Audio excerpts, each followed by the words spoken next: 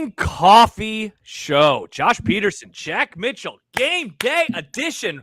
Welcome in. If you are watching us live, you could be a patron at patreon.com/ID Club, or you might be joining us for free on YouTube this morning. Smash that subscribe button. We would love to have you subscribing to our YouTube page, and we would also love to have you as a patron at patreon.com/ID Club. We roll every Saturday morning, Jack, usually just for patrons, but because we have not done any free content this week and we're doing a watch party tonight, we figured we would do this today for the people. This is a very special edition of the I-80 Club. And when I was a kid, when they said this is a very special edition of like Family Ties, you knew there was going to be a story about like underage drinking or child abuse or something. It's not that kind of a very special edition. It's a very special edition. I mean, there may be some unsavory themes, but it's a very special edition because everyone is welcome. We opened the doors wide this morning. Welcome to our home. Welcome to the club this morning. Make yourselves comfortable, one and all, and we hope you'll stay, because I'll tell you what, if you stay, I'm going to tell you what, Josh, for the price of one of these at a Husker football game, you can have or what you're drinking there, you can have an entire one day of fun. Now, you get a lot more of that, but I'm telling you, one day of fun today. Right? You're getting this show free. Then you say, all right, I'm going to join. Then you hang out in the Discord and talk football with people who are live watching the games in the entire day, just like you are. The whole time. We've got people, myself included. Now, Josh will be doing spotting, so he won't be in there much. I'll be in there all day as well. And then you come back at kickoff for the Husker game, and we all gather together in the club, so you don't have to watch the game, A, alone, or B, with people you don't want to, because you're going to like watching it with us. So we're going to get together, watch the game live. Josh and I do kind of it's kind of like a Manning cast type thing but during more fun. The game. But there's fun. No lag time, which is even better. It's like we're actually talking to each other with similar technology. It's very, very good. Like, I'm just telling you, if you're free this morning and you want to try it out, man, today is definitely the day. And just do the community tier. That's the one that's going to get you into the game tonight, into the club today. You can also do a content tier, which just gets you access to all of the YouTube shows live, but not the live game tonight. So, anyway, today is the day to join if you've been thinking about it. But regardless, if not, at least join us a lot free on YouTube when we go live on YouTube, and subscribe to the YouTube page. We'd love to have you. Patreon.com/ID Club. Again, we'll be on for the entirety of tonight's Nebraska and Northern Iowa game. We will take a halftime break, A, to take a break, B, for me to upload the podcast for the first half, and then we'll be back on for the second half. So we would love to have you join us tonight. Next week, Alex Kirshner will join us for a +1 conversation. We'll be also doing a special Saturday morning coffee post-game show next Saturday, but normally we do Saturday morning previews, we do Saturday night recaps, and then we also do a Wednesday night pod, and then some floating stuff in there as well. Guests have joined us and will continue to join us throughout the football season. All right, that's all of the stuff. Subscribe. That's the last time that we'll say it today until the very end of the podcast. Jack, how are we feeling? Game day, it is a forgettable game, right? Like, first week always has the let's freaking go. First game of the season. The second game, we know it was Colorado. We were all very, very excited for that. It's the epitome of, like, get the dub, obviously, get out of town without any injuries is what this is. And so it makes a game like this so difficult to talk about. Good Lord, you are a freak. Jack, for those who are listening on audio, for some reason I don't even remember what that's called. What is it called when you do the thing where you open up a can? He's chugging Coca-Cola right now. He's chugging Coca-Cola. I just shotgunned a Coke Zero, 0 sugar, 0 caffeine. Why? If you were Why wondering, did you do that? Because I am ready now. I told you we were going to wait, okay, for me to be optimistic, right, for this whole thing. And Josh, now I can. Now the party begins. You're asking what my mood is? It's a good question. That was an answer to the question that you were asking. My bad. That was your answer. I didn't realize that was going to be your answer. Right here, right? This kind of craziness. Shotgunning a Coke, 0 sugar, 0 caffeine to start my day. You're going to have to change your jersey now, I think, for the game tonight. That's all right. I think it's washable. So let's go. Let's freaking go. I didn't realize you were this excited. I mean, I'm not necessarily excited about Northern Iowa, but Josh. Yes? Josh. Jack? You know what? Remember what I sang? Remember what I sang a couple of weeks ago? A whole new world. It feels like I'm riding with Jasmine on the magic carpet, and pointing out the different towns and all the wins. Hey, look at Scotts and all Bluff. the wins. Look at Scotts Bluff. Yeah. Right. Here's Eastern Colorado. You can take a nap here. But this is what it feels like right now. Mm-hmm. And Josh, all of the sudden, Nebraska's getting positive national attention. They are. All of the sudden, Colorado's in the rear view. All of a sudden, I'm watching videos of Nebraska doing good things on the field over and over again to the point that I've got games memorized. Again, I'm quoting Bud Crawford in my house. My wife tells me to take dishes out of the sink, and I say, "Diamond shine forever, honey," or wherever, whatever the line is. It's amazing. So you're doing good. Needless to say, you've been waiting for a moment like this for quite some time. You're doing really, really good. Yes. I got to get a towel. Hold on. But yes. Wow, that was a lot. It was. I'm going to regret that. But yes, I was wondering what the hell you were doing in the moment. I just got a screenshot, by the way. So the screenshot has been sent out to the masses. DW says, does your wife know about this, Jack? If I said I'm riding a magic carpet with Jasmine, my wife would have questions. We're just friends, Jasmine. That's good. I was going to ask. My question is going to be, how old is Jasmine again? I don't want this to be problematic. No, she's in her 20s. I'm not going to lie. But, she's a big Husker fan, though. It's that new generation that's getting involved, Josh. That's good. It's the choice of a new generation once again. Jabs asks, how many Thunder Collins jerseys does Jack have? That's a good question. Just the one. Just the one? The single one. It kind of surprises me. I don't know, Josh. It is just a new level of excitement and energy. And I'm just and I don't know that I'm not trying to tell myself it's not going to last forever, but I am telling myself to savor this moment. Savor these moments. Savor these days. I think Riz said it well earlier in the chat. She said something like last Saturday was a day for, I can't remember how she described it. Sorry, I don't even have it. But she said today's the day for fun. Like that's how last week, orgy of joy. Today, one day of fun. One day of fun. That's how I look at it. Today just sounds genuinely fun. Kind of low stress, excited for the future. I'm not. I told you, Josh, this is what I was talking about for me. I know, right? You said that the Colorado game was going to be going to a T stop over and over and over. We said that for months. Do you feel like it has? Do you feel like we have gone down hard right in a good way toward the good place? Yeah, and one of the things we talked about on Wednesday, which that podcast is also available right now on YouTube, youtube.com/@i80club, was like the second half performance and the vibes coming out of that, right? And like, what does it mean for the team? And so like, great performance and the schedule getting tougher, right? Like that's one of the things that I actually think is a positive is next week looks tougher than it did before the season. Indiana, let's see what happens tonight versus UCLA. That game looks a little bit tougher than we expected it would before the season. The only reason that I am not like, hell yeah, brother, everything is perfect, is that the second half was just so meh. But I have been very consistent on it this week that like that doesn't have to necessarily be a bad thing. The co-host of my radio show, John Bishop, he said earlier this week, actually, I think he said it on the post game. Could that have been the letdown performance? Could the letdown have actually been the second half rather than tonight? Which, if he is right, and I think he very much could be, that could end up being like a real big positive if Nebraska comes out, kicks the shit out of UNI early and often, gets a few sacks, calls it a day. Backups are in for the majority of the second half, and everything is fine. Like that's what we're hoping for tonight, right? It's no injuries, a lot of backups in the second half. Yeah, and I want to get into more detail exactly what constitutes a success tonight, because I want to hold ourselves to that when we're watching the game. But you're right, Josh. Like my feeling right now, I'll admit it. I'm feeling vibes right now, Josh. This is a vibe-based. This is a vibe-based week that I've had. Okay, and like again, I've been through enough crap to know that I am not completely assured everything is going to be great and there's not going to be a groin kick at some point, but I think it's okay to bask in some vibes a little bit, and like that's what I'm doing, and I'm basking in vibes. I think I'm basking in vibes all week. I think I'm going to bask in vibes today. I think I'm going to bask in vibes next week.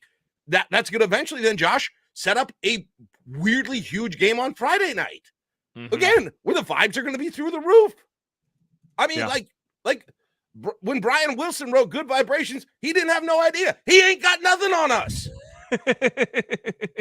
You're 100% correct. You're 100% correct. I love the way you put that. It's okay to bask in some vibes because it definitely is. And that, like, this is the, like, you know, there are a variety, Jack, like of boss levels that Nebraska is going to have to get past. And not all of them will be this year, right? Some of them will be in the future. If you're dreaming of ultimate boss levels, certainly conference level bosses to get past.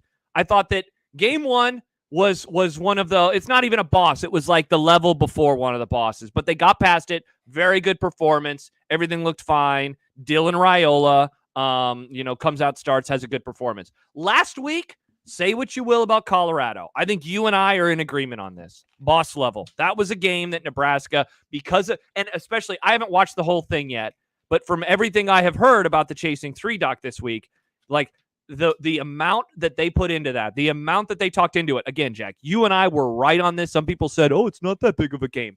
Shout out to you and me because we called it, all off season long. That was a boss level. Nebraska passed with flying colors, especially in the first half. This is not a boss level, but this is one of those. This is a step, again, in the right direction. What happens after a huge game when you come back to home and you're playing an FCS opponent that you're favored to win by 30 against? We see what really great programs do. What does this program do? Is this going to be one of those 17-3, 20-7 slugfest? Like, dear God, I hope not. Or could this be a nice dominating victory, again, where we're talking about Jalen Gramstad or Daniel Kalen in the fourth quarter? Like, that's, I think, what you're hoping to see today. Shout out OC. Let's get Jalen a touchdown tonight, baby. Shout out for the OC. The other way. You said CO for nope, you got to change. Nope, you're not very good at the whole. That's not even a C. You're doing it backwards. I can't do it. I could never be a weatherman on TV. I'm done with that. That's too hard for me. Like this. Oh, is that the Jalen Gramstad sign? That's the OC. If you want it to be, it can be. Okay. Anyway, Josh, I'll agree with everything you said. You made everything you said was spot on, I think. And here's where in addition to the vibes, okay, because I am feeling, I'm not going to lie. Like I'm still always on guard for a groin kick, right? I'm looking over my shoulder for a groin kick at all times. That said, is it fair to me to say that I still have my guard up for those sort of thing? But at the same time, I have got right now and I hope this doesn't look foolish later. I hope we don't pull this clip later and say how stupid we were drinking the Kool-Aid in September of 20. The level of confidence I have in Matt Rule as a coach right now is through the roof, Josh. Yeah. Like through the effing roof. Yeah. At this point. Man, I hate to be this effusive because it could be turned back on me. The dude looks like he is playing chess. And this is not, this would be able to see the behind the scenes stuff, which is what he obviously wants with the Chasing 3, with the press conferences, with everything.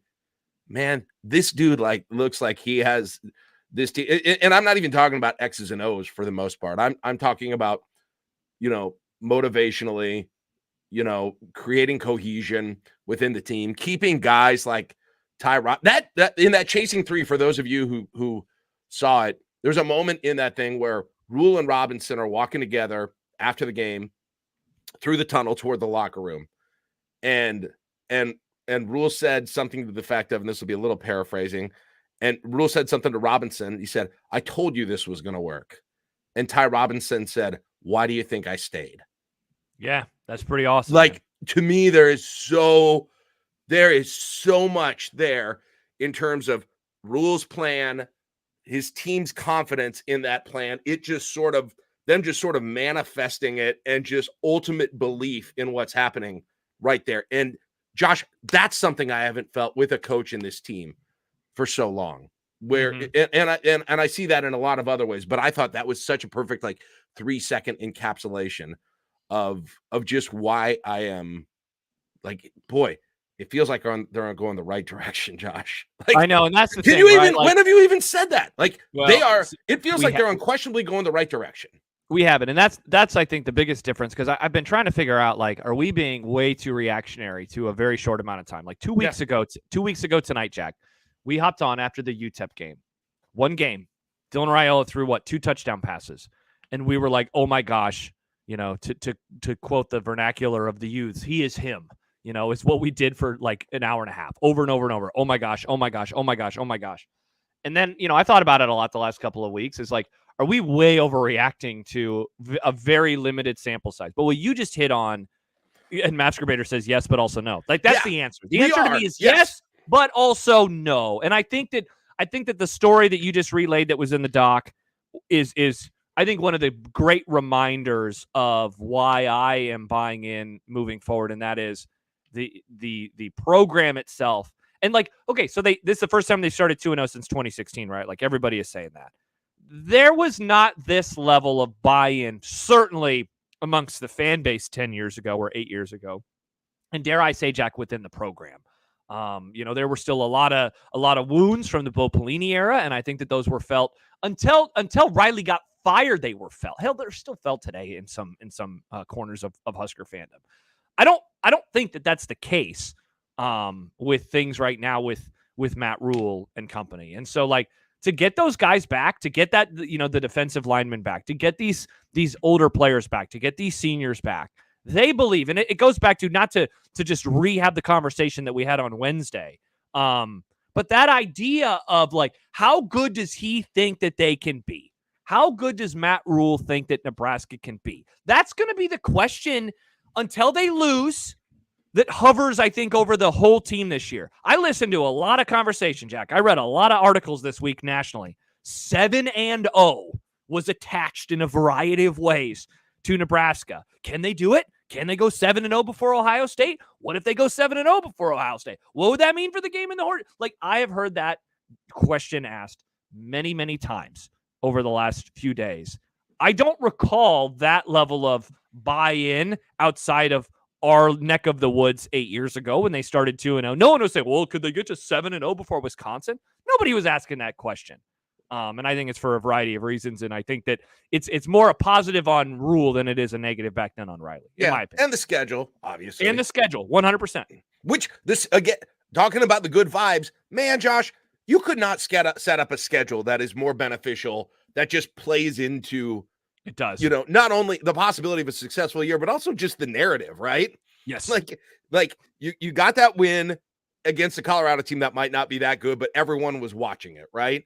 Now you get to sort of heal up, and you get, hopefully have a nice, lovely night at the stadium tonight. And then you get Friday against an Illinois team, again, Josh, that might be ranked, but I don't know, and I don't want to start by crapping on Illinois, but Kansas looks a little different. A win against Kansas looks a little different right now than it did 48 hours ago, 24 hours ago. 100%. That is something that, we're not going to really get too many more data points. Illinois will play today, and then it's game time, right? Like, Nebraska will play today. Right. Illinois has Central Michigan, and that's the game. And out it, dude, exactly. And we talked about that a lot on Wednesday's pod as well, or maybe it was Sunday's, but how this could be ranked versus ranked for the first time in Memorial Stadium since 2013. It's insane. 2013. If you missed that, stat is crazy. And Nebraska has not won a ranked versus ranked game in Memorial Stadium since 2011 with Le'Veon Bell and Kirk Cousins playing for Michigan State. Yeah. But Jack, I think crazy. I think you're right. Going back to the whole narrative, like, it does, in the way that the teams kind of fit the mold, right? Like, it's like UTEP begat Colorado. It's like, oh, here you go. Here's a nice little mini preview, and certainly nowhere near the skill level of players, but they're going to try to beat you in a similar way, if not with more pace. All right, Nebraska handled that very well. All right, here you go. Hey, here's some of the best skill players Nebraska is going to see all season, certainly in the non-conference and certainly before the Ohio State game. How do they handle them? Very, very well. All right, now it's going to be a different type of brand of football for the next 2 weeks. All right, now it's going to be a team, certainly in Northern Illinois, and they're a poor man's version of a good team that can run the ball, right? But that's what they're going to try to do. And then Illinois, who is actually fairly pedestrian right now at running the football via all the metrics, but small sample size, then they're going to try to do the same thing. But they're going to do it with a coach that I think, for the most part, we all respect around here. Like, even you, who loves shitting on coaches that people buy into, I think even you have a little bit of respect. I don't really hate Bert. I don't even really hate Bert. Exactly. Like, I can't gin up the hate for him. I don't know why. Just because he seems fun. Yeah, and then after that, it's good, and we'll talk about this next week. But then it's like, all right, now it's road time, right? It's like now Nebraska is going to go on the road for the first time, and they're going to have to deal with that challenge before they come back home for the Rutgers game, which then we'll set up in. So it's like it is just this like, I don't know if the teams will always be getting better because they're not. Colorado is better than Northern Iowa, but it's almost like build up, drop back down, build back up, drop back down, and then it's like it's right, and then you get to the end of the season where it's just like boom, boom, boom, boom, boom. Look, to keep the video game analogy with the final boss going, it's like each of them has like a specific sort of like individual quest mission within it in the game. It's like win a big national primetime game, right? Beat a team like beat an FCS team like you should. Okay, right? Win a conference game at home against a hard-nosed team. Win a road game, right? Against it's just like all of these sleepy atmosphere, no less. It's like you're getting XP for each one of those, all building up to the Ohio State game, which really is the final boss. Yeah. Oh, yeah. I mean, if they actually do what we talked about in the offseason, of if they actually get to that game and they are 7-0, like I don't want to skip ahead to a month and a half from now because the football season will almost be over by then. But it's like, oh my gosh, what a tremendous moment. That the thing that I am now asking myself is, okay, is this line, and when I say this line, I'm talking about defense. Are they as good as they have shown so far? And we're not going to get an answer on that today. They should freaking eat in this game today. I don't know when we'll truly get an answer, I guess. Like, are we going to have to wait until the Ohio State game? But like they have passed with flying colors for what I was hoping for this year. And I think that is like, of all of the things that I feel insanely confident in saying good or bad, I think that I'm the most confident in saying the defensive line is actually as good as we thought that they could be. That is the thing that over anything else, I believe in. I believe in the defense. After two games, you're comfortable going out. You're comfortable staking out that position, even though limited data points is what you're saying. Yeah, because I think that that they're big, they're strong, they're physical, and they're fast. And I know we talked about this a little bit in the offseason, but like they can sub guys and come in waves. Like that's the other thing too. Like big ass Ty, you want him and Nash out there all the time, but like, hey, don't worry if you put in one of the backups, they're gonna be fine. Like they're gonna be good enough that the drop off isn't gonna be that hard. And maybe because there is not that big of a drop off, what you lose in skill level, you gain maybe in fresh legs when they come on the field. Do you want to hear me say a sentence that I haven't said about Nebraska football in so long? One of many. I'd love to. I can't wait to see that defensive line battle a really, really good offensive line. I know, man. That'll be fun. I'm be a great test. I'm fascinated with it. And I'm not like scared of it. I'm saying that because I think it'll be great football, with that whole thing. To add on to what you're saying, the other thing, Josh, and I knew it was there. Like I saw it on paper. This defense is so insanely experienced. It's crazy. Like it's wild. Yep. And there's a part of me that gets the feeling, and I think we discussed this in one of the channels this week. Like there's a part of me I'm excited for the future of Nebraska, but there's a part of me that's like, this almost has to be a special year with this defense and Tony White here for sure right now. Like, I feel like the defense almost likely takes a step back next year from this. On paper, It looks like it will. But just because you have so dang much experience all over the place. And like I said, Tony White here for the time. Like, in my respect for Tony White about what he's doing right now is like, remember, Josh, we were coming, we were like, can they duplicate it again? Was it kind of just the new stuff from Tony White? And it doesn't look like that. He looks like he is a really, really, really, really, really good defensive coordinator. Yes.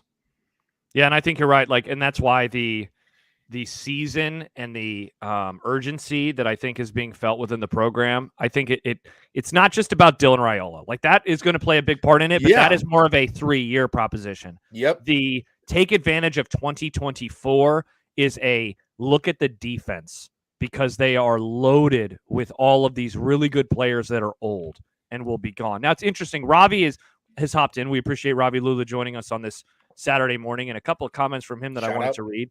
Robbie said, first of all, I think the defensive line is better than what they have shown so far. And he adds, defense might not be as productive, but they'll be more athletic next year. Yeah, so what they might lose in production and experience, they could gain in athleticism. But what does that lead to if you're not as productive / if you're inexperienced? Perhaps a few more busts, like I think that they believe that that's not going to be the case as much this year if they're able to stay relatively healthy. And so while they maybe have more in this, there's just a lot of experience in that secondary will be gone too. Yeah. So while they gain, D-line. Yeah. Might gain a little more athleticism next year, but I think that they're gonna lose something when these guys move on from the. I hope he's right. But anyway, enjoy the it's Josh. It's interesting you say that. Like the way we envisioned this season, I think, was that Dylan Raiola was going to be the story and always be the story. And he kind of is. Don't get me wrong, right? Like every introduction, they'll be talking about him when they start the game. That's the first thing they'll talk about. But if you're actually consuming this team, the story's about the defense right now. Yeah. And it's going to be for a while, probably.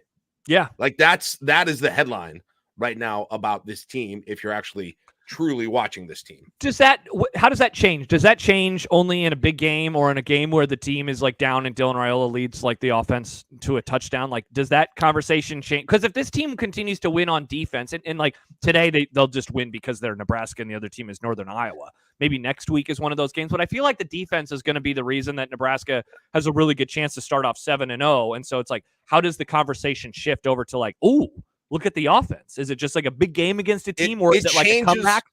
My opinion, the answer to that question is if the offense explodes in one of these Big Ten games. Yeah. And even if the defense does good as well, but a game where you think they're going to go in and win, like at Purdue or Rutgers or something, where you think they're maybe your prediction is 27-14 or something like that, and it ends up being 45-10 or something like that, where he just puts up a crazy gaudy game. That would be, to me, when that might flip a little bit. But right now, I think and it's the best thing possible for him, by the way. Like, it's great. It's exactly how you want him to be able to start. Not that he's capable of obviously he's capable of taking the hype, but I'll tell you what, that is, again, ideal situation, ideal schedule. All these things seem to be coming together really well at the beginning of the year. Yeah, I'm curious to see, going back to something that Rule said, and then like in a way tried to correct on his Thursday press conference, but like he called some people out earlier in the week, right? And he said the stuff that he did about Dylan Raiola, and we talked about that. You and I did on the Wednesday pod. How does the offense come out today? And because they had a pretty solid first half, and that followed a game where they had a really good 2.5 quarters, and so I would say they've played 4.5 really good quarters of football so far, which means that they played 3.5 quarters of average to below average to penalty filled, and some of that refs, some of that not. I understand.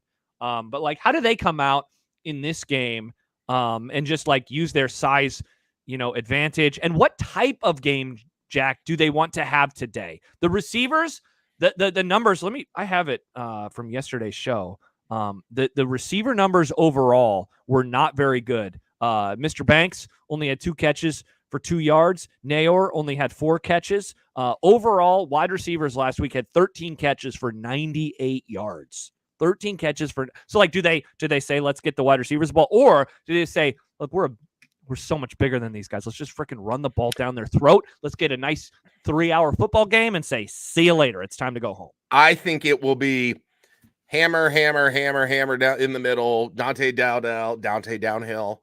Over and over again, about 5, 6, 7, 8, 9 times, or something, a play akin to that, and then there's going to be the over the top. Then trying to catch him napping on that. They're going to get those receivers there. They're going to get Dylan his chance to have some deep balls thrown. They're going to get those receivers a chance. But I think we will see the occasional bomb, and we will see the occasional wide ass open receiver downfield today. I think that's how they do it. But don't get me wrong, Josh. I think they're going to try and rush for 300 yards today. Like, I think so too. Yeah, they're going to try. They're going to try and get 3 running backs over 100 yards today. Is my guess. I would be like, I honestly think that'll be how they go into this game. Like, don't ever underestimate. Do not ever underestimate, especially with Rule and I think other members of the coaching staff, how much they like the idea of exerting their physical will on other teams. And how refreshing is that to a fan base who has been so tired of other teams doing that to Nebraska constantly? You want to know why I think Dante Dowdell is starting? Sure, he's looked good, but his stats weren't like wildly gaudy or anything. They love the way he runs. He runs. Yes. They He injured a Colorado player because he's so freaking physical. They love the way he runs. It's not even about the outcome. Like, I think Emmett Johnson might violent. He runs violently. I think Emmett Johnson could put up the same numbers that he is, but he doesn't look like that yet. He looks different. There's something about that style that they love. And I think in a game like this where Northern Iowa comes in and, look, that's their style too. I think they want to show, hey, we can do this, and we're going to show that we can physically dictate this game with the running game, and that's all we need to do. I didn't want to do that. They did a little bit against Colorado, right? That first drive, they loved. That was chicken soup for the Matt Rule soul on that first drive. Yeah. How about this stat from Severe? He had this on our show yesterday. 190 yards left on the field last week because of the penalties in the second half. 190 yards. And I just can't stop thinking about, Jack, like how much different this week goes so there were 3 big plays, right? There was the Ramir touchdown, there was a Ja'Cory Barney long run, and there was one other play that I'm forgetting right now. And it's like Ramir, the Barney, what else was it? Yeah. Was it another Barney play? It might have been another Barney play, honestly. It's like, what if one of those it was another Barney play. What if 2 of them count, let alone all 3? It's like, how much differently are we viewing the offense right now? Dowdell had a good run taken back in the first half too, the hurdle one. Exactly. So that's something that, I hope to see some crisp football played today. Robbie says Barney House has won today. Mark it. Connor says Fedoni scores today. That's my take. So I wonder. Yep. He had a nice catch last week, and then he got hit over the middle. He has 3-4 catches on the whole season. He has not really had a whole lot of production. Know what? I don't even want them to give the ball to Barney today. Really? Save his health? 4 catches for I don't want for 14 I don't want any more of him on film for a little while, because I think he is a special, unique weapon that I want really to. Is. He's awesome. I seriously wouldn't use him too much in the kind of the roles that they want to. They probably will. What about Carter Nelson? Love to see that. Love to see him. He didn't play last week, today. Right? He didn't play. Yeah, he'll get his chances today. Yeah. For sure. And I want to see Banks, and I don't know if we'll get a chance to see this, but I still want to be able to see what it looks like when Nebraska's kind of in like a 4-minute, or not. That's not the right term there, but where they do need to pass a little bit, and I want to see Banks and Nayor stack up some 8 to 12 yard receptions. Mm-hmm. That's kind of the thing that I haven't seen from this offense yet, that I'm hoping is in their arsenal, with receivers like those 2 guys with the size that they are, just the out patterns and the stuff over the middle, that kind of stuff. I think that needs to be a part of Nebraska's, the arrows that's in their quiver right now. So I hope we see a little bit of that. Yeah, it'd be nice. You think we see 3 quarterbacks? Yeah. Yeah, I do too. I think so. Like, I don't know. My prediction was, I'm trying to remember what my prediction was, 45-10, I think, or something like that. So I think it'll feel like the UTEP game, but it might go faster just because they're going to run so much. So I think that might be difficult. It'll be interesting to see if you and I, if they change things up a little bit, if they get way behind, if they're going to try and throw it. But let me ask you this question, Josh. Like, what are some specific things that you want to see? Like, when we talk tonight and watch the game, what's kind of the checklist? What things it's some might call it a no-win situation to go into a game like this. What things do you want to see tonight? What constitutes a success tonight? What's your checklist for success? I think fewer penalties than they have had.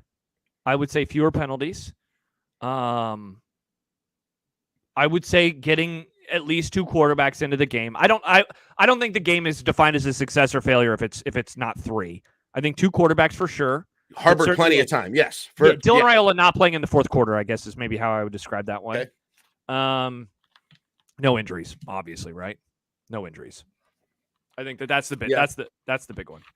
I mean, I think I think just really shutting down their running, seeing what this defense looks like against this running attack, and now I don't know what a number in yards is going to be that I'd like to see them under, but these guys are 2-to-1 run to pass, right? Northern Iowa is going to be they're 2-to-1 run to pass is what they've been this year for this point. And so I think continuing to have the I know that John's been talking about the havoc plays, but pushing them, seeing a lot of negative runs I think. Not them popping a surprise long one. Good tackling at this point. Like, honestly, like they should be, if they score over 10 points, I think that would be pretty disappointing at this point with my expectations for this defense. So yeah, hold them under 10 points. Let Dylan throw the ball around a little bit, run for 300 yards, like that. And then those other things, like you said, no turnovers, keep that turnover number increasing, right? Go get towards that plus 10 magic number that we were talking about. Yeah, those are the type of things that I'm thinking about. That'd be nice. What do we want to see from Alvano? Riss says, my prediction, Dylan drops one in the bucket from 30-plus yards into the end zone. The targeted receiver actually catches it, and Alvano misses the ensuing PAT. What do we want to see from him? I don't know. Here's an interesting take for you, Jack. I want to see them settle for field goals a couple of times just to see him like get an opportunity to do it. Yeah, I just want to. You know what? Like frequency would be good. That's a good. Yeah, call. They got to build up his freaking confidence, man. They got to build up his confidence. I think he's still. I mean, coming off a groin injury like that, it's kind of like when you. I don't know much about golf, so I should be careful making something like this. But like if you tweak your back or something, right, and then you try and go golfing afterwards, and you've got it in the back of your head when you drive, when you pull out your driver. I got to imagine it's not totally dissimilar to what Alvano goes through with a groin injury being a kicker. You know what I mean? Yeah. Just on top of he was already struggling last year. Right. I just wonder how that injury affects. First of all, if it's totally gone, but even if it is gone, just kind of how it affects. Like I said, that's the best comparison I can make is just like you don't know if you're swinging your golf club. You don't know if you're gonna feel that tinge of pain in your back or not when you swing it. Right? Yeah. That I wonder if that's a little bit of a thing too. But I agree with what you're saying. I don't even think it's that. I feel like it's. I don't think it's that.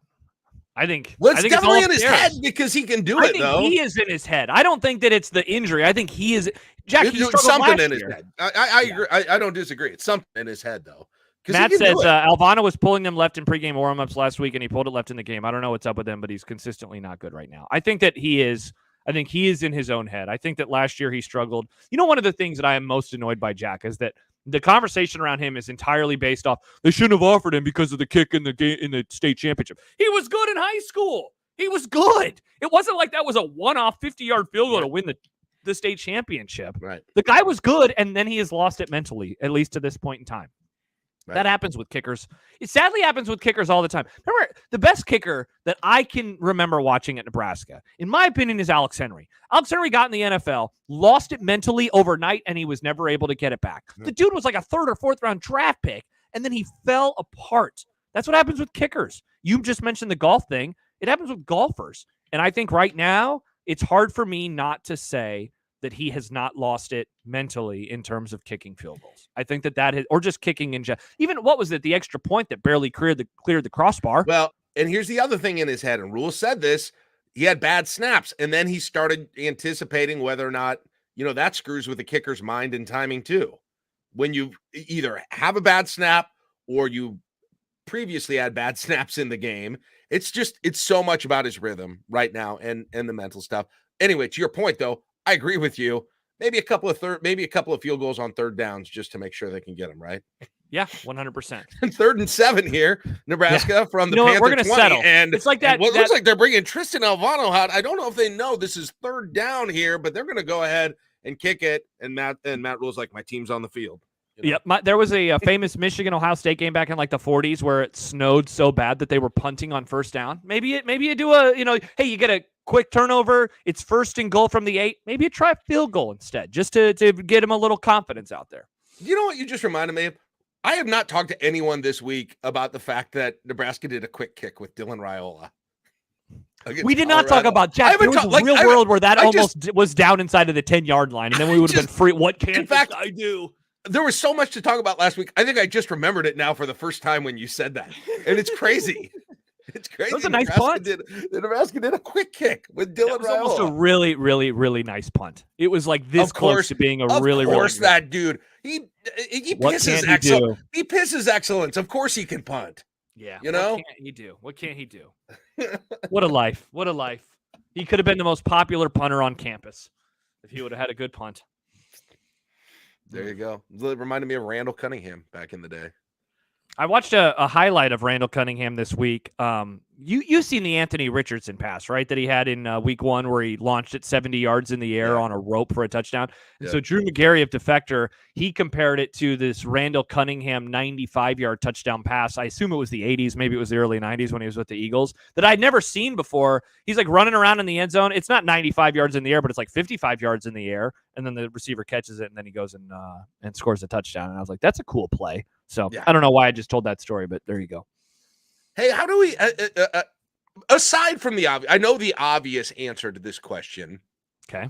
Obviously, and my question is going to be, how are we looking at it? We dealt with this a little bit on Wednesday, but I want to go a little bit broader than that. Like, what teams do you believe the results for in the Big Ten so far? Oh, like, where are we overreacting to? Like, should Iowa be concerned that they have zero?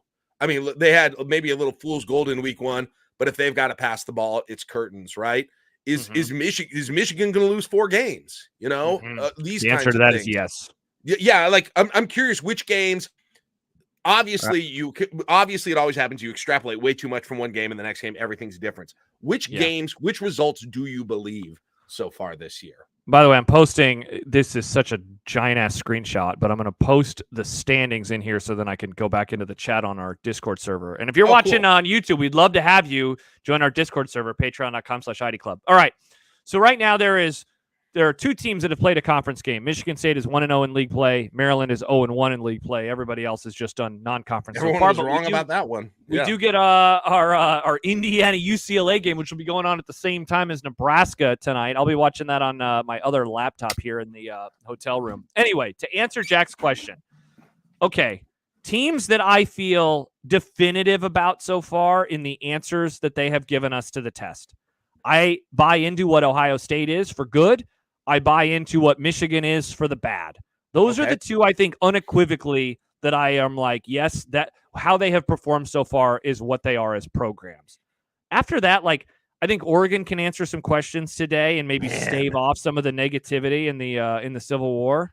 Because that's the most interesting team with the question I just asked, Josh. Yes, are they?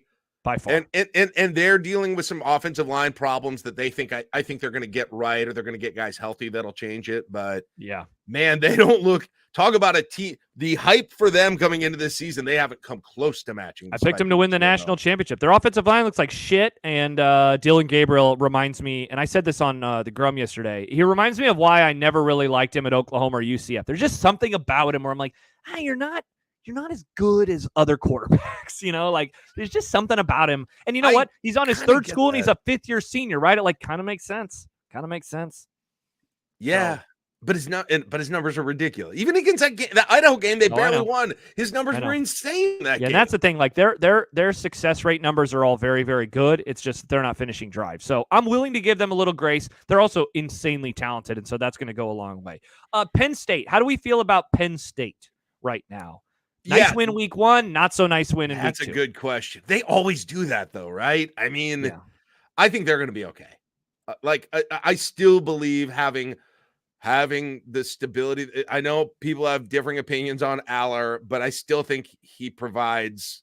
I think that's important right now in this league. So, I mean, look, I'd take them over Michigan right now, Josh. I mean, I'd definitely take them over Penn State over Michigan. I think I would too. Even though Michigan's obviously been the better program. Matt wants us to talk about a team that I was planning on doing next, and that is USC. USC, very impressive. Very impressive, right? So they get the week 1 win over LSU. They blank whoever they played last week. They win 47-0. They have Michigan coming up very, very soon as I pull up their football schedule. They play, Jack, next week when we do coffee, we will be previewing a day that has USC going to the Big House. The following week, they play Wisconsin in California. Okay. They have Minnesota come to Minnesota, which is where I am right now. And in October, they'll also host Penn State. We're going to get a ton of answers on the USC Trojans over the next month. By the time that October 12th rolls around, we're going to get some answers. Can I hold on USC? You're going to hold. I don't know. God, but I watched that LSU game, and I was like, how did the defense go from that in 2023 to this that I'm seeing right? Like, I still almost just don't believe it. Yeah, their performance versus LSU was really good. Just the defensive side. I can get with Miller Moss. Obviously, they got crazy at wide receivers. Like, I think they're going to be good. But is that defense going to do that again? Was LSU not what we thought they were? Like, I don't know. I really need to see them against a good offense. I don't know. That's not Wisconsin. Who did you say they play? Who? USC? USC. Over the next month, they have Wisconsin, they have Minnesota, and they have Michigan. Those are pretty terrible offenses. Yeah, but I mean, the travel, like they're bouncing back and forth. They're going to the big house. They're going to Minnesota. But man, and then they have Penn State. They have Penn State as well. Okay, so Penn State will be interesting. See what that defense does against Penn State. Some other teams. We mentioned Iowa. I think, in a way, Iowa's exactly who we thought they were, but I thought that they would win last week. I thought that they would cover last week, and I think it's a disappointment that they're not ranked anymore. They could have been an outlier playoff team, and I don't think that they are going to be anymore. I think that they could have been in the mix. The only thing that was surprising about Iowa was that they gave up big passes in the clutch. Mm-hmm. Like, there were individual plays that were really surprising to me. Beyond that, like, as a whole, there was nothing surprising about that game. In the way that it went, the way that they played, other than, and especially, it was crazy. Iowa would move down the field a couple of times on drives, and all of a sudden, oh, is this the new Iowa offense? And then they would get in the red zone, or they would get within the 10-yard line, and it was like, they're puking on themselves. Yeah, it was all over that. But they just get their defense. That's the thing. There's no margin of error for that team, right? Their defense can't have a couple of plays where they give up big passes. And by the way, credit to the Iowa State kicker. I mean, speaking of kickers, boy, I saw a lot of clutch kicks, Josh, over a variety of teams the last couple of weeks. Like, teams have good kickers right now. Which let me ask you about one of the more interesting teams and a team that Nebraska will play with in the next month. I guess a month and 2 days. There are, Jack, two teams in the Big Ten that have scored 108 points this year. One is Ohio State. We already talked about them. The other is the Indiana Hoosiers. They have the second best point differential in the conference right now. Ohio State is plus 102. Indiana is plus 98. Indiana is at the Rose Bowl tonight versus UCLA. It will be on the same time as Nebraska. Do we buy this? The Kurt Cignetti-led Indiana Hoosiers. Low key, the most interesting game of the entire weekend in some ways, right? Because, like, I'm excited to have it on in the background tonight. You could honestly make a case like Indiana should win this game, given how UCLA looked against Hawaii. Mm-hmm. Both, and it's not like either team has an edge because they're both, in terms of coaching, right? Because they're both bringing new coaches in. I think the biggest difference is Cignetti has a quarterback with a lot of experience, and also brought a lot of guys that he coached from James Madison in on that whole thing. Like, I think I, for the record, didn't like. I was someone who was like, that's a bad idea. I just didn't think it's good, but we haven't seen them against power competition yet, so I could be proven right tonight or next week or the week after. If I had to pick that game, I think Indiana's going to win that game tonight. I do too. I think they're going to win and cover. But I still don't know if that's going to teach me anything about them, right? It's not. This isn't the best comparison, but there's just a little bit of that, like, PJ Fleck salesmanship that he's got, right? And so that might not annoy the hell out of people. Best one. But I think he's got a way. I think he's probably done a good job getting that team to buy in early and not be convinced or have in the back of their mind that, hey, we got to go through year one before we have success. Like, he hasn't been talking that way. They're not acting that way. They haven't had a tough schedule, but, like, make no mistake, when Nebraska goes into that game, that is going to be, especially if Nebraska's unbeaten, Josh, they are going to circle that. Cignetti is going to make that the Super Bowl. For that. And by the way, Nebraska's back.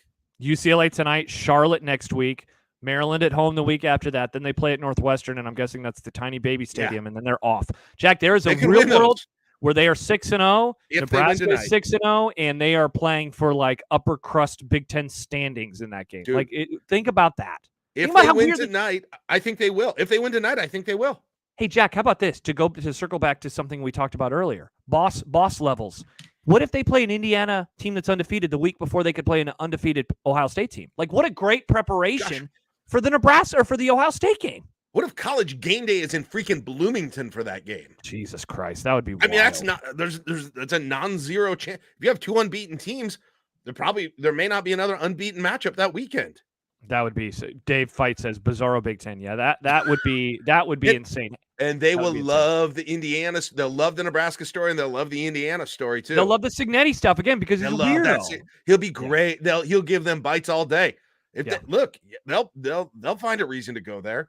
Is there anybody we have not mentioned in this? Purdue is 1-0 only, and they're playing Notre Dame today. Yeah, so today will be a good read on Purdue. I have no idea. I think that honestly though, I have been more up on Purdue than a lot of other people have. I was way down on them coming into the year. Way down on them coming. I don't know, and they got killed in the transfer portal for sure. I mean, listen, I picked when you made me pick a game that I thought Nebraska was going to lose in that group, I picked at Purdue. I would probably change that to at Indiana now, but that was the one that I picked. Masturbator says that could be big noon kickoff game. By the way, I don't know. Do you think they'll keep it close? I don't think they'll keep. I think Notre Dame's gonna be pissed. I think Notre Dame had a big fart last week, and I think they'll win that game by 3 touchdowns. I was gonna say brain fart, but it was more like a football fart. I like that, a big fart instead of a brain fart. Yeah.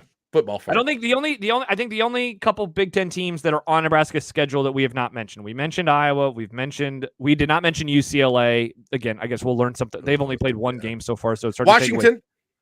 To yeah. Well, another interesting opportunity. I kind of like Washington State today. I kind of like the Cougs in the Apple Cup. That's in a neutral. That's at a neutral. Well, we'll do the morning flight here in just a little bit. So we're just about to do it. But 2 other teams that we have not mentioned that Nebraska plays this year: Wisconsin. We're going to learn something about them in a little bit, and the other one is Rutgers. I think Wisconsin. We're going to learn something about Wisconsin. You got that right. I think Wisconsin is who they have shown themselves to be. 55-27 is what they have outscored their opponents by so far this year. Not that great of a point differential. They have looked very, very below mid. They have not looked very good so far. Wisconsin alert. Watch for people to start to say the offensive transition was a bad idea. Jack, you need to get out of your little bubble. Everyone is saying that right now. Every podcast I listened to this week was like, Phil Longo was a bad hire. Phil Longo was a bad. So people are coming over to your side.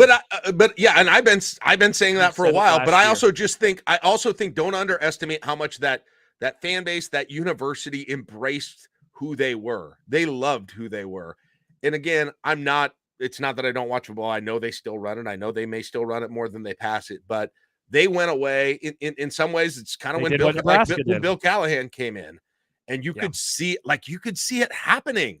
And if they get blown out today, Josh, so be it. People may be saying it, but that is going to tick up a whole lot more. They're just going to say, this doesn't make sense for Wisconsin, right? Yeah. It just doesn't make sense for them. So that thing, man, I don't know what it's going to get like around there. It's still year 2 for them, but we'll see. In this whole head-to-head comparison between Wisconsin and Nebraska, we thought was going to be so interesting to compare. And I know I don't want to get too far ahead of myself on what's happening, but I think we're going to have a really good read on it in a few weeks. Yeah, we definitely will. And it's going to be interesting to see kind of what that means for, how people view the program in year 2 under Fickell and the offense. Like I know last year when we talked about this, I was someone who bought into what they were going to do on offense, but that was mainly because Phil Longo did run the ball at North Carolina. They did great running game. It's not that they didn't run it. Yeah, that's not it. I didn't think that they were like air raid and traditional. Like I didn't think of them like Texas Tech, but I'd be lying if I didn't say like, yeah, they have been disappointing for what I expected them to be so far. They've been disappointing, man. And the bringing Van Dyke in, I don't know. It felt like you're just putting a lot of weird fits together in some ways. Yeah. There. So, I think Bama rolls for the record, but if Alabama did 17 points, I'd take Bama. I'd give the 17. Hey, speaking of, should we get to it? Let's do. It's almost time. Let's go. It is indeed. I love Saturday mornings. And Jack, I just tweeted it out as well, and now we'll throw it up on the video page. Saturday flight time. This is where we look ahead to the games that we'll be watching throughout the day. And hey, there it is at the top of the graphic. We have been talking about it.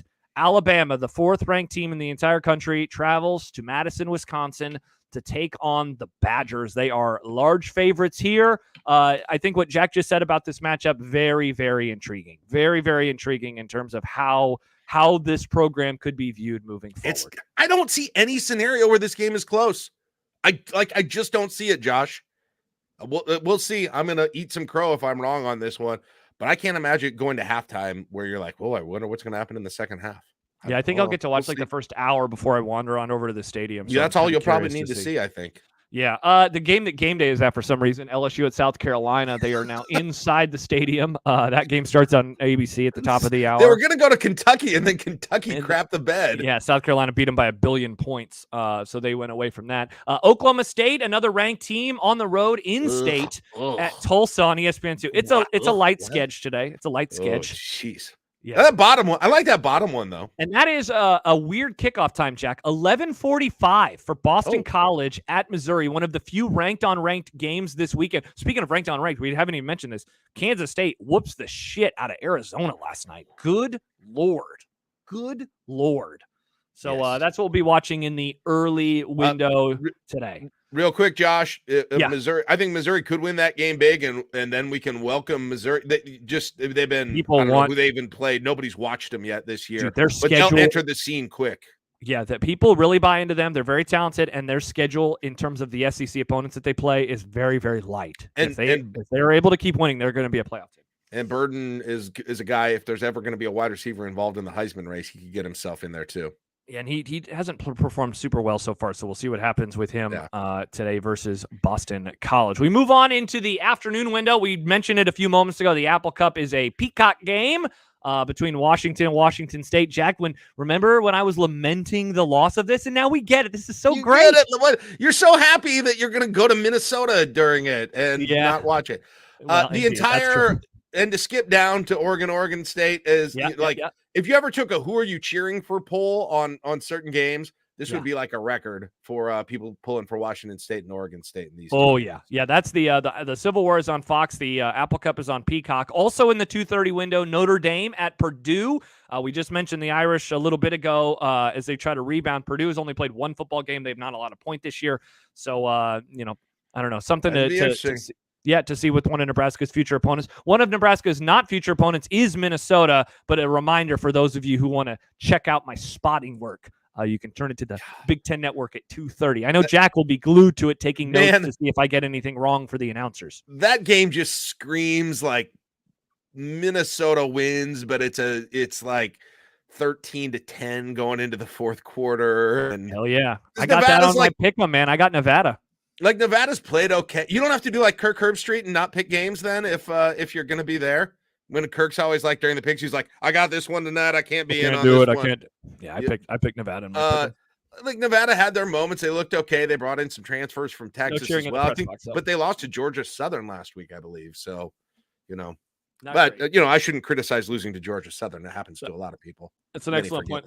Let's get to the night window, where we will, of course, see Nebraska versus Northern Iowa. And, I should have put, Jack, a Patreon logo in there so people could join us, patreon.com/ID Club. If you want to watch the game tonight with us, become a member of our community tier for just $8 a month. What did you say earlier, Jack? It's a cup of coffee. I mean, we're not even asking for that much. And you get all sorts of podcasts every single week, and you get access to our great community on Discord. I just think it's worth it for even just today. You'll get it for the whole month, but I think it's worth it just for today because, like I said, as soon as this game's over or this show's over, the games will shortly start. People will be chatting about the games live on our Discord. Go to the college football channel or go to any of the other ones, and you have like people you're virtually kind of hanging out with and watching games all day. And then if you don't have somebody to watch the game with, or you only have people you don't want to watch the game with, join the club tonight. Josh and I, it's kind of like a Manning cast would be a good way to analogize it. And you're going to get all that just today, not to even speak of the rest of the month. So think about joining at patreon.com/IAD Club. There's my Connor says for the low price of a 2 liter of Diet Mountain Dew. There you go. Yeah. The 2 liter of Diet Mountain Dew. Indiana, UCLA. We've talked about this game like 2 or 3 times today. That's the NBC game tonight.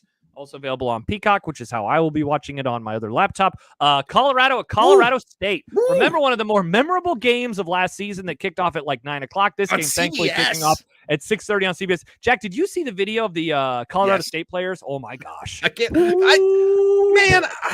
want to watch these other games, Josh. Crap. I'll have a second one. You guys will have to keep us updated in the chat with what's going on in the other games. If you guys are club members, and I'm talking to my existing club members in the live chat right now, you guys are going to have to keep us posted. We'll have some breaking news breaks throughout the watch along. Thankfully, a lot of commercials. So my hotel TV, Jack, which is to my left, will be on CBS. My other laptop is going to be on the Indiana UCLA game. So yeah. So we'll have lots of takes. Like I expect Colorado to win that game. Like multiple I do too. possessions, I I do think, but I still, again, But it'd be funny. it does not But it'd be completely funny. stop my questioning of what in the hell are they trying to do generally. I just think Yes. Colorado State's pretty bad, but we'll see. And then the game that almost was game day, Georgia at Kentucky on ABC. And finally to the Sickos window. Jack, not a whole lot of Sickos games tonight. One of them isn't even really that late. BYU at Wyoming is actually an 8 o'clock kickoff. It's not even in the 9 o'clock window. That game is on CBS Sports Network. We also have New Mexico State at Fresno State on True TV for some reason.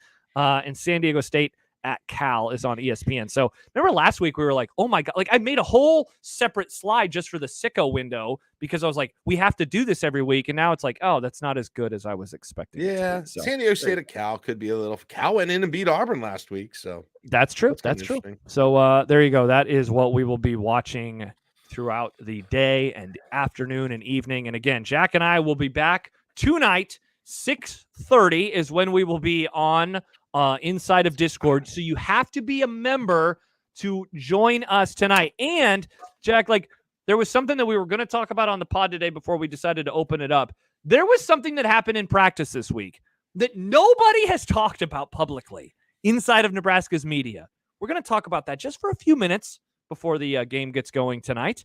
And we're going to edit that out of the free podcast. So if you want to hear something that happened, I don't want to like build it up to be like this amazing thing, but something happened in practice and now everything is fine. So in the radio world, that's what we call a tease. Tease. Yeah, Ben, did you see Ben's comment yesterday? It was in the boardroom, but he said, "Wait, that's true. I thought you were doing a bit. It was not. It was not." Josh never does bits. I do bits. I do bits, just not related to. If I post something in the Inside Info channel, I do not do bits. Those are bitless. So we will have that tonight. Again, we will be on live at about 6:30. I got to just get back to my hotel room. There might be one point during the game, Jack, where you are talking for the entire time because I have to eat. I'll be probably ordering room service just so I can smash a burger or something. Weird. I've never had to talk for a long time by myself. Yeah, exactly. So you'll be perfect. So we'll be doing that tonight. And then we'll just take a break at the half, but otherwise we'll be on for Nebraska's entire game. From 6:30 until whatever time that game ends. So we would love to have you at patreon.com/i80club. I got some cleanup to do, Josh. Actually, it's mostly dried. It's just sticky now. Yeah. Are you going to wear that jersey? Context, or are you wear you know different? what? I regret saying that. Out of context, that's going to sound really weird. I've got Coke Zero everywhere. Yeah. Do you regret that decision at all? Mm-mm. How many subscribers do you think that's getting us today? A lot. So, well, we haven't got any emails just yet about people joining us. Well, so you just wait. Zero so you far. Just wait. Your Gmail is going to be over limit of space after because of this. Good. Well, we'd love to have you join us. Patreon.com/IDClub. $5 gets you access to every single podcast and links to our YouTube channel when we go live behind the paywall. $8 a month, you can hop in here and converse with all of our great subscribers. Jack. One more thing. I'm sorry. Okay. Monday morning, we have changed when we're going to do our NFL pods. Mike Schaefer and I, Monday morning, 7:45 a.m. For the early heads out there who want to hop on YouTube with us, we'll be recapping most of week 2 of the NFL. Mike Schaefer, yours truly, 7:45 a.m. on Monday. National Fun League, the first podcast of the football season. We'll be doing these every few weeks unless we get a sponsor to help pay for Mike Schaefer's time. So there you go. So somebody go out there and sell it. Yeah. Somebody go out there and sell it for us. All right, that's it, Jack. That's all I have. I'm looking forward to tonight. Say goodbye to the people. Goodbye, everyone. Goodbye. Bye.